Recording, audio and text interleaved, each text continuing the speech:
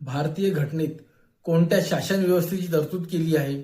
संसदीय शासन व्यवस्था. संसदीय शासन व्यवस्थेमध्ये नामधारी कार्यकारी प्रमुख आणि वास्तव कार्यकारी प्रमुख हा कोण असतो? आपण जर केंद्र स्तराचा विचार केला तर राष्ट्राध्यक्ष म्हणजे राष्ट्रपती हा नामधारी कार्यकारी प्रमुख असतो आणि शासन प्रमुख म्हणजे पंतप्रधान हा वास्तव कार्यकारी प्रमुख असतो. हेच जर कधी आपण राज्य स्तरावर विचार केला तर राज्यपाल हा नामधारी कार्यकारी प्रमुख असतो. मुख्यमंत्री हा वास्तव कार्यकारी प्रमुख असतो. संसदीय शासन व्यवस्था ही कोणत्या प्रकारची व्यवस्था आहे?